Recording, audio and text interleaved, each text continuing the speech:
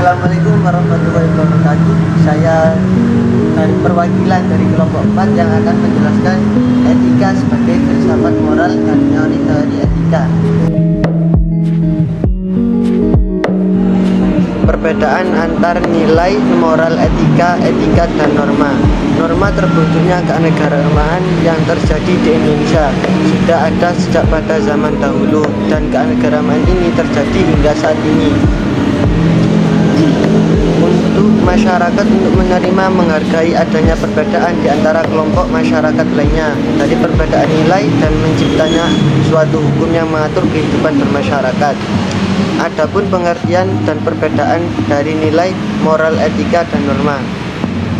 Kata nilai dapat dimaknai dengan kata harga.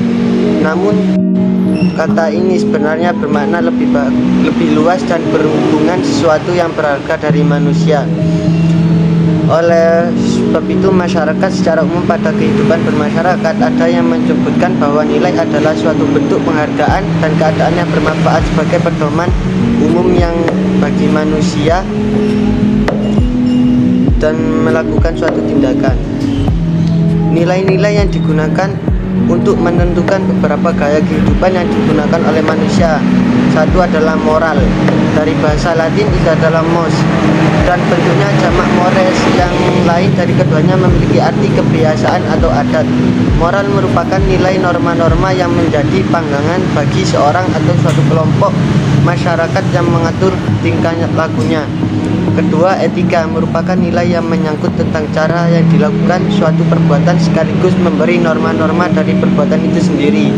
Yang ketiga, etika menyangkut cara suatu perbuatan yang harus dilakukan oleh manusia. Dan yang terakhir itu adalah norma nilai yang mengatur dan memberikan pedoman atau patokan tertentu bagi setiap masyarakat untuk melakukan suatu tindakan. Etika sebagai filsafat moral. Kata etika dari segi bahasa berasal dari bahasa Yunani kuno, yaitu ethos, yang memiliki beberapa arti.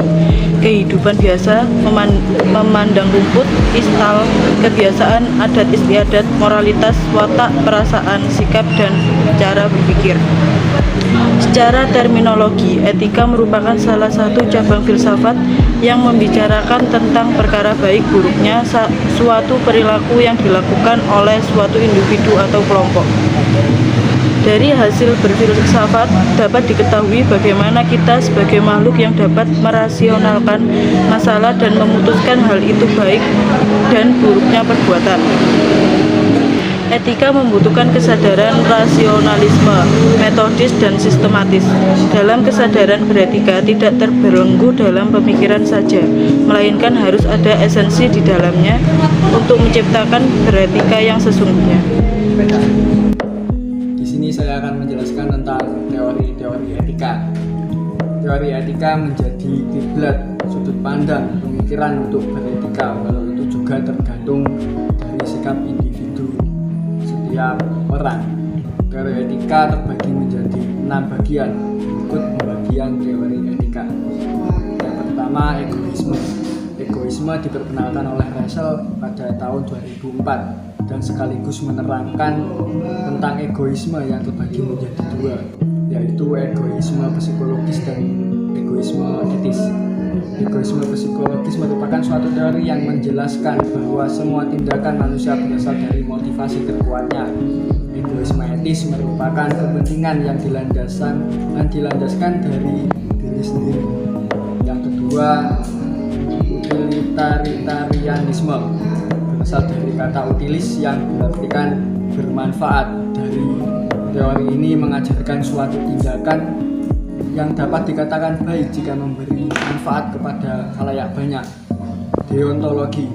Deontologi berasal dari bahasa Yunani deon yang berarti kewajiban, sedangkan maksud dari teori ini adalah sikap etis. Setidaknya suatu tindakan tidak ada kaitannya dengan tujuan, konsekuensi dari tindakan tersebut. Keempat, teori hak. Teori ini sering digunakan untuk mendekatan dan mengevaluasi baik buruknya perbuatan. Sebetulnya teori hak berkaitan dengan teori deontologi karena hak berkaitan dengan kewajiban. Dalam teori etika diberi dulu kewajiban, namun di sini dibalik karena segi hak lebih ditampilkan. karena hak didasarkan atas martabat dan martabat semua manusia itu sama. Yang kelima, teori keutamaan. Teori di atas mungkin ada suatu pendekatan lain yang tidak menyoroti perbuatan, tetapi memfokuskan pada seluruh manusia terbagi pelaku moral. Teori ini terbentuk dari dominasi watak seseorang yang memungkinkan dia untuk bertingkah laku baik secara moral. Teori teonom, sebagaimana dengan tujuan akhir dari penganut agama yang ada di dunia yang tujuannya untuk kebahagiaan surgawi. Teori ini dilandaskan oleh filsafat Kristen yang bahwa karakter moral manusia dibentuk oleh kehendak Allah.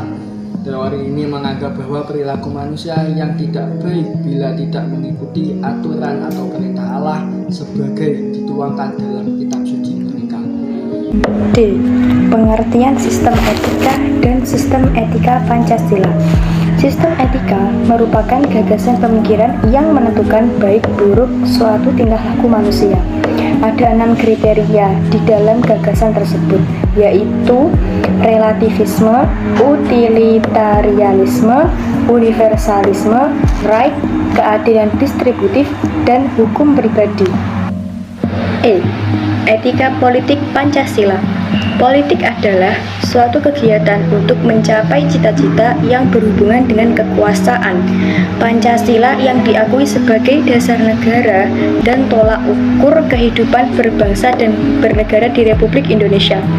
Etika politik Pancasila adalah suatu proses pengambilan keputusan dan kebijakan lainnya yang harus dijiwai oleh nilai-nilai Pancasila. Sekian presentasi dari kelompok 4. Wassalamualaikum warahmatullahi wabarakatuh.